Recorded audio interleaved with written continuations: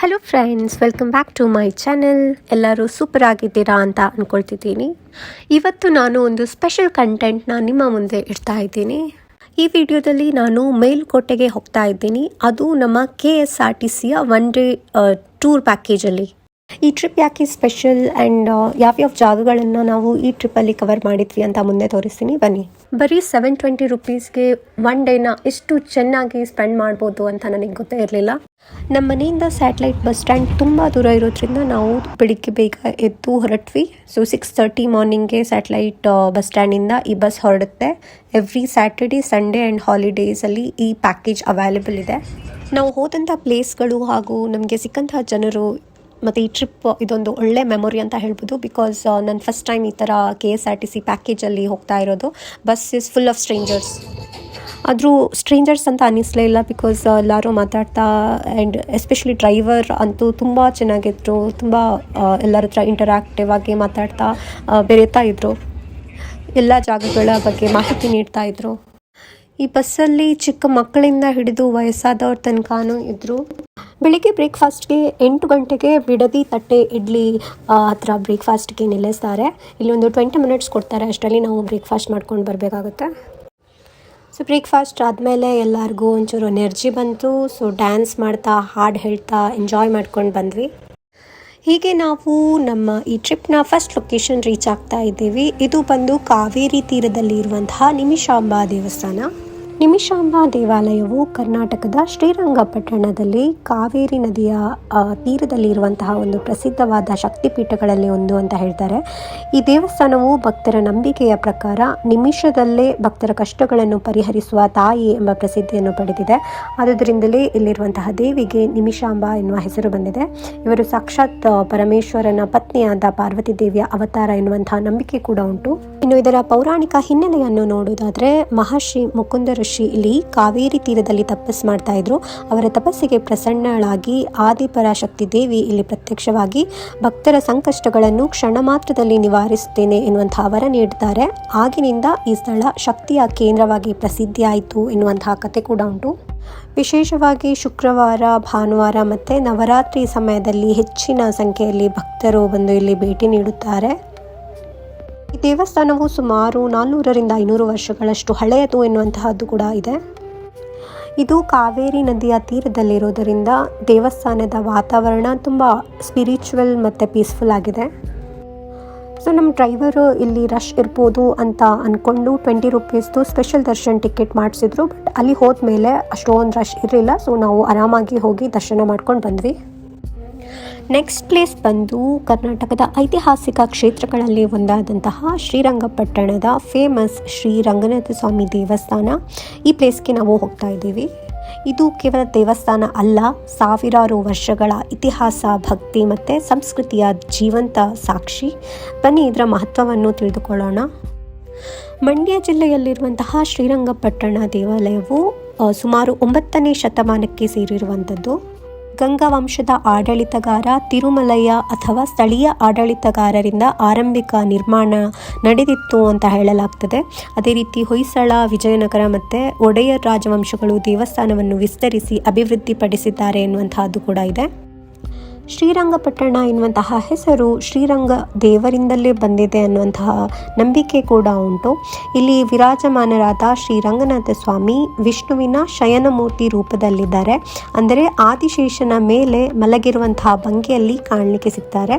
ಇಂತಹ ರಂಗನಾಥ ದೇವಾಲಯಗಳು 3 ಪ್ರಸಿದ್ಧ ಕ್ಷೇತ್ರಗಳಲ್ಲಿ ಇರುವಂತಹದ್ದು. ಅಂದರೆ ಕಾವೇರಿ ತೀರದಲ್ಲಿ ಹರಡಿರುವ ಈ ತ್ರಿರಂಗ ಕ್ಷೇತ್ರಗಳಲ್ಲಿ ಮೊದಲಿಗೆ ಇರುವಂತಹದ್ದು ಆದಿರಂಗ ಶ್ರೀರಂಗಪಟ್ಟಣದಲ್ಲಿ ಇರುವಂತಹದ್ದು, ನಂತರ ಮಧ್ಯರಂಗ ಶಿವನ ಸಮುದ್ರದಲ್ಲಿ, ಅದೇ ರೀತಿ ಕೊನೆಗೆ ಅಂತ್ಯರಂಗ ಇದು ತಮಿಳುನಾಡಿನ ಶ್ರೀರಂಗಂನಲ್ಲಿ ಇರುವಂತಹದ್ದು. ಹೀಗೆ ಶ್ರೀ ಮಹಾವಿಷ್ಣುವಿನ 3 ದಿವ್ಯ ರೂಪಗಳನ್ನು ಭಕ್ತರು ದರ್ಶನ ಮಾಡ್ತಾರೆ. ಇನ್ನು ನೀವು ಹಿಸ್ಟಾರಿಕ್ ಪ್ಲೇಸ್ಗಳನ್ನು ಇಷ್ಟಪಡುವಂತಹವರಾಗಿದ್ದರೆ ಖಂಡಿತವಾಗಿಯೂ ಈ ದೇವಸ್ಥಾನದ ವಾಸ್ತುಶಿಲ್ಪ ಶೈಲಿ, ಕಲ್ಲಿನ ಕೆತ್ತನೆಗಳು ನಿಮ್ಮನ್ನು ಅಟ್ರ್ಯಾಕ್ಟ್ ಮಾಡಿರುತ್ತೆ. ನೆಕ್ಸ್ಟ್ ನಾವು ವಿಸಿಟ್ ಮಾಡ್ತಾ ಇರುವಂತಹ ಪ್ಲೇಸ್ ಶ್ರೀರಂಗಪಟ್ಟಣದ ಅತ್ಯಂತ ಪುರಾತನ ಮತ್ತು ದಿವ್ಯ ಕ್ಷೇತ್ರಗಳಲ್ಲಿ ಒಂದಾದಂತಹ ಶ್ರೀ ಭೂವರಾಹ ಸ್ವಾಮಿ ದೇವಸ್ಥಾನ. ಭೂಮಿಯನ್ನು ರಕ್ಷಿಸಲು ಸ್ವತಃ ಶ್ರೀ ಮಹಾವಿಷ್ಣುವೇ ವರಾಹ ಅವತಾರ ತಾಳಿದ ಪವಿತ್ರ ಕಥೆಯ ನೆನಪನ್ನು ಹೊತ್ತಿರುವಂತಹ ಈ ಕ್ಷೇತ್ರಕ್ಕೆ ನಾವು ಹೋಗ್ತಾ ಇದ್ದೀವಿ. ಈ ದೇವಸ್ಥಾನ ರಿನೋವೇಷನ್ ವರ್ಕ್ ಇವಾಗಲೂ ಕೂಡ ಆಗ್ತಾ ಇದೆ. ಪುರಾಣಗಳ ಪ್ರಕಾರ ಒಂದು ಕಾಲದಲ್ಲಿ ಹಿರಣ್ಯಾಕ್ಷ ಎಂಬ ಅಸುರನು ಭೂಮಾತೆಯನ್ನು ಸಮುದ್ರದ ಆಳಕ್ಕೆ ಕೊಂಡೊಯ್ತಾನೆ. ಅಂದು ಮಹಾವಿಷ್ಣು ವರಾಹ ಅವತಾರ ಅಂದರೆ ಕಾಡು ಹಂದಿಯ ರೂಪ ತಾಳಿ ಸಮುದ್ರಕ್ಕೆ ಇಳಿದು ಹಿರಣ್ಯಾಕ್ಷನೊಂದಿಗೆ ಯುದ್ಧ ಮಾಡಿ ತನ್ನ ದಂತಗಳ ಮೇಲೆ ಭೂಮಾತೆಯನ್ನು ಎತ್ತಿ ರಕ್ಷಿಸಿದ್ದಾರೆ. ಈ ಕ್ಷಣದಿಂದ ವಿಷ್ಣುವಿನ ಈ ರೂಪವನ್ನು ಭೂವರಾಹ ಎಂದು ಕರೆಯಲಾಯಿತು.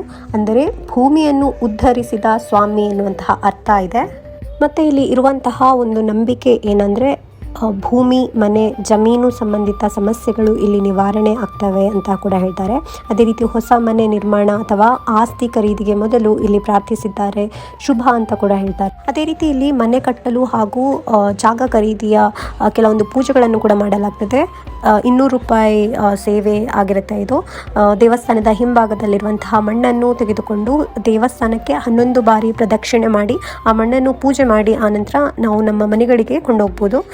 ಮನೆಯಲ್ಲಿ ಆ ಮಣ್ಣನ್ನು ಅರಶಿನದ ಬಟ್ಟೆಯಿಂದ ಪೂಜಿಸಿ ನಮ್ಮ ಇಚ್ಛೆ ಫಲಿಸಿದ ನಂತರ ಆ ಮಣ್ಣನ್ನು ಮತ್ತೆ ದೇವಸ್ಥಾನಕ್ಕೆ ತರುವಂತಹದ್ದು. ಸೊ ಮನೆಯಿಂದ ತಂದ ಆ ಮಣ್ಣನ್ನು ಮತ್ತೆ ಈ ದೇವಸ್ಥಾನದ ಮುಂಭಾಗದಲ್ಲಿರುವಂತಹ ಕಟ್ಟೆಯಲ್ಲಿ ಹಾಕಬಹುದು ಅನ್ನುವಂತಹ ಕಥೆಗಳು ಕೂಡ ಇವೆ. ಹೀಗೆ ನಾವು ಅಲ್ಲಿ ದೇವಸ್ಥಾನದಲ್ಲಿ ಪೂಜೆಗಳನ್ನು ಮಾಡಿಸಿ ಅಲ್ಲೇ ಊಟ ಮಾಡಿದ್ವಿ.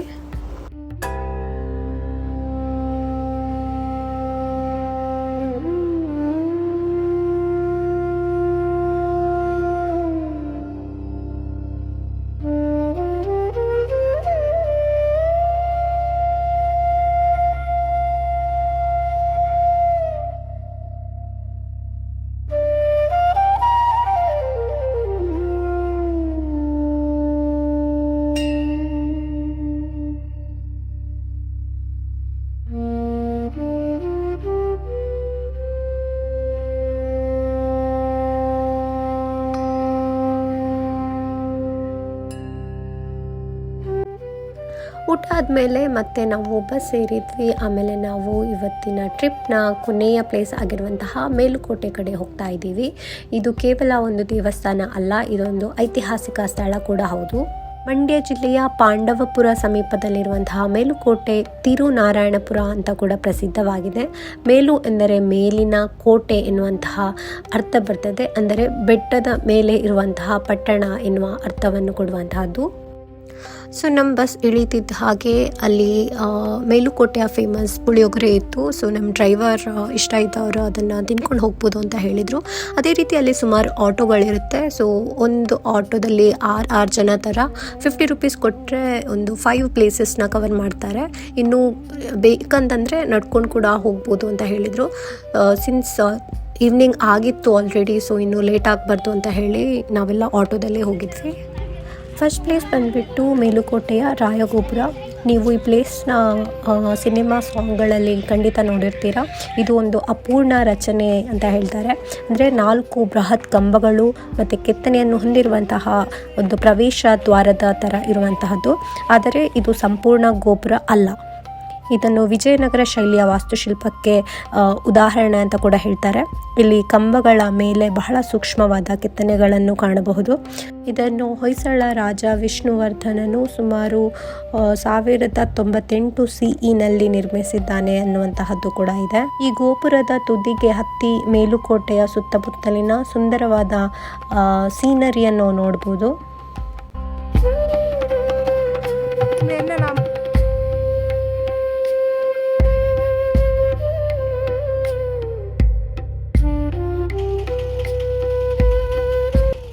ಇದಾಗಿ ನಾವು ಮೇಲುಕೋಟೆಯಲ್ಲಿರುವಂತಹ ಫೇಮಸ್ ಅಕ್ಕ ಕೊಳ್ಳ ಮತ್ತು ತಂಗಿ ಕೊಳ್ಳ ಎನ್ನುವಂತಹ 2 ಪವಿತ್ರ ಕೆರೆಗಳನ್ನು ನೋಡಿದ್ವಿ. ಸ್ಥಳೀಯರ ಕಥೆಗಳ ಪ್ರಕಾರ ಈ 2 ಕೊಳ್ಳಗಳು 2 ಸಹೋದರಿಯರಂತೆ ಪರಿಗಣಿಸಲ್ಪಟ್ಟಿವೆ.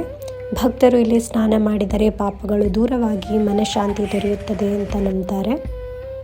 ಅದೇ ರೀತಿ ಈ ನೀರು ವರ್ಷ ಪೂರ್ತಿ ಉಳಿಯುವುದು ಇಲ್ಲಿರುವ ಪ್ರಕೃತಿಯ ಒಂದು ಅದ್ಭುತ ಅಂತ ಹೇಳ್ಬೋದು. ನೀವು ಕಾಣ್ಬೋದು ಕೊಳದಲ್ಲಿ ಸುಮಾರು ಮೀನುಗಳಿವೆ.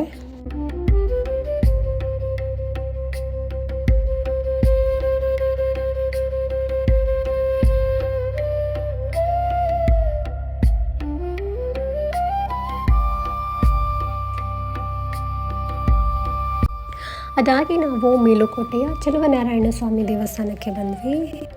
ರಾಮಾನುಜಾಚಾರ್ಯರು ಸುಮಾರು 12ನೇ ಶತಮಾನದಲ್ಲಿ ಇಲ್ಲಿ ಬಂದು ಈ ಕ್ಷೇತ್ರವನ್ನು ಪುನರುಜ್ಜೀವನಗೊಳಿಸಿದರು ಎನ್ನುವಂತಹ ಕಥೆಗಳಿವೆ. ಸೊ ಈ ಕಥೆಯ ಪ್ರಕಾರ ದೇವರ ಉತ್ಸವ ಮೂರ್ತಿಯನ್ನು ದೆಹಲಿಗೆ ತೆಗೆದುಕೊಂಡು ಹೋಗಲಾಗಿತ್ತು. ರಾಮಾನುಜಾಚಾರ್ಯರು ಸ್ವತಃ ದೆಹಲಿಗೆ ತೆರಳಿ ಮೂರ್ತಿಯನ್ನು ಮರಳಿ ತಂದರು ಅಂತ ಹೇಳ್ತಾರೆ. ಚೆಲುವ ಅಂದರೆ ಸುಂದರ, ಆದ್ದರಿಂದ ಇಲ್ಲಿ ದೇವರನ್ನು ಚೆಲುವ ನಾರಾಯಣ ಸ್ವಾಮಿ ಎಂದು ಕರೆಯುತ್ತಾರೆ. ಅಂದರೆ ಸುಂದರವಾದ ವಿಷ್ಣುವಿನ ಸ್ವರೂಪ ಎನ್ನುವಂತಹ ನಂಬಿಕೆ ಇದೆ. ನೆಕ್ಸ್ಟ್ ನಾವು ಹೋಗ್ತಿರುವಂತಹ ಪ್ಲೇಸ್ ಮೇಲುಕೋಟೆಯ ಫೇಮಸ್ ಕಲ್ಯಾಣಿ ಅಥವಾ ಪುಷ್ಕರಣಿ ಅಂತ ಕೂಡ ಕರೀತಾರೆ. ಇದನ್ನು ದೇವಸ್ಥಾನದ ಪೂಜೆ ಮತ್ತು ಉತ್ಸವಗಳಿಗಾಗಿ ನಿರ್ಮಿಸಲಾಗಿದೆ. ಅನೇಕ ಕಲ್ಲಿನ ಮೆಟ್ಟಿಲುಗಳಿಂದ ಆವರಿಸಲ್ಪಟ್ಟಿರುವಂತಹ ಈ ಸ್ಥಳವು ಪುರಾತನ ಭಾರತೀಯ ಜಲ ನಿರ್ವಹಣಾ ತಂತ್ರಜ್ಞಾನದ ಒಂದು ಒಳ್ಳೆಯ ಉದಾಹರಣೆ ಅಂತ ಹೇಳ್ಬೋದು.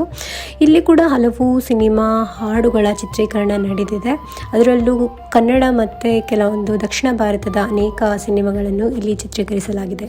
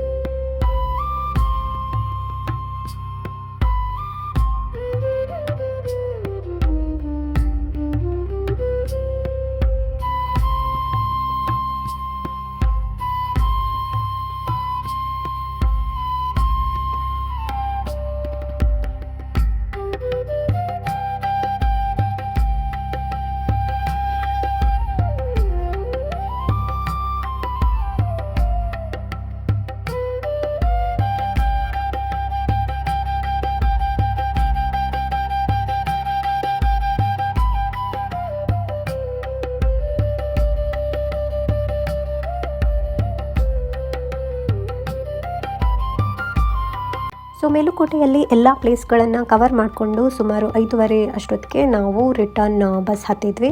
ಅಲ್ಲಿ ನಮಗೆ ಪುಳಿಯೋಗರೆ ಮತ್ತು ಈ ಥರ ಸ್ನ್ಯಾಕ್ಸ್ ಕೂಡ ಅವೈಲೇಬಲ್ ಇತ್ತು. ಸೊ ಸುಮಾರು ಜನ ಕೆಲವೊಂದು ಶಾಪಿಂಗ್ಗಳನ್ನ ಮಾಡಿದರು. ಅದಾಗಿ ಮತ್ತೆ ಈವ್ನಿಂಗ್ ಸ್ನ್ಯಾಕ್ಸ್ ಬ್ರೇಕ್ ಅಂತ ಒಂದು ಕೆಫೆ ಹತ್ರ ನಿಲ್ಲಿಸಿದ್ರು. ಇಲ್ಲ ನನಗೆ ವಿಡಿಯೋ ಮಾಡೋಕ್ಕಾಗಿಲ್ಲ.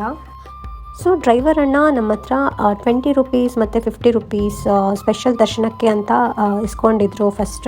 ಬಟ್ ಶನಿವಾರ ಆಗಿದ್ರೂ ತುಂಬ ಆರಾಮಾಗಿ ದರ್ಶನ ಆಗಿದ್ದರಿಂದ ಎಲ್ಲರ ಹತ್ರ ಇಸ್ಕೊಂಡಂತಹ 70 ರೂಪೀಸ್ ಅವ್ರ ಹತ್ರ ಇತ್ತು. ಹಾಗಾಗಿ ಅವರು ಒಂದು ಸರ್ಪ್ರೈಸ್ ಥರ ಪ್ಲ್ಯಾನ್ ಮಾಡಿ ಈಚ್ ಫ್ಯಾಮಿಲಿಗೆ ಏನಾದರೂ ಗಿಫ್ಟ್ ಕೊಡೋಣ ಅಂತ ಹೇಳಿ ಮೇಲುಕೋಟೆ ಸ್ಪೆಷಲ್ ಕೆಲವೊಂದು ಐಟಮ್ಸ್ನ ಪರ್ಚೇಸ್ ಮಾಡಿದರು. ಸೊ ನಮಗೆ ಬಸ್ಸಲ್ಲಿದ್ದ ಎಲ್ರಿಗೂ ಒಂದೊಂದು ಗಿಫ್ಟ್ನ ಕೊಟ್ಟರು. ನಮಗೂ ನೆಲ್ಲಿಕಾಯಿ, ಉಪ್ಪಿನಕಾಯಿ ಮೇಲುಕೋಟೆ ಸ್ಪೆಷಲ್ ಸಿಕ್ಕಿತ್ತು. ಅದೆಲ್ಲ ನನಗೆ ವಿಡಿಯೋ ಮಾಡೋಕ್ಕಾಗಿಲ್ಲ. ಈ ಟ್ರಿಪ್ ತುಂಬ ಸ್ಪೆಷಲ್ ಮತ್ತು ಯುನೀಕ್ ಎಕ್ಸ್ಪೀರಿಯೆನ್ಸ್ ಆಗಿತ್ತು ನನಗೆ. ಬಿಕಾಸ್ ಇದು ಮತ್ತೆ ಒಂಥರ ಸ್ಕೂಲ್ ಟ್ರಿಪ್ ಥರ ಫೀಲ್ ಮಾಡಿಸ್ತು. ಯೂಶ್ವಲಿ ನಾವು ನಮ್ಮ ಫ್ಯಾಮಿಲಿ ಜೊತೆ ಹೊರಗಡೆ ಹೋಗ್ತೀವಿ, ಬಟ್ ಈ ಟ್ರಿಪ್ಪಲ್ಲಿ ಒಂಥರ ಸ್ಟ್ರೇಂಜರ್ಸ್ ಜೊತೆ ಅಥವಾ ದೊಡ್ಡ ಸಂಖ್ಯೆಯಲ್ಲಿ ಎಲ್ಲರ ಜೊತೆ ತುಂಬ ಕಡೆ ವಿಸಿಟ್ ಮಾಡೋದು ಒಂಥರ ಹೊಸ್ತು ಅಂತ ಅನ್ನಿಸ್ತು ನನಗೆ.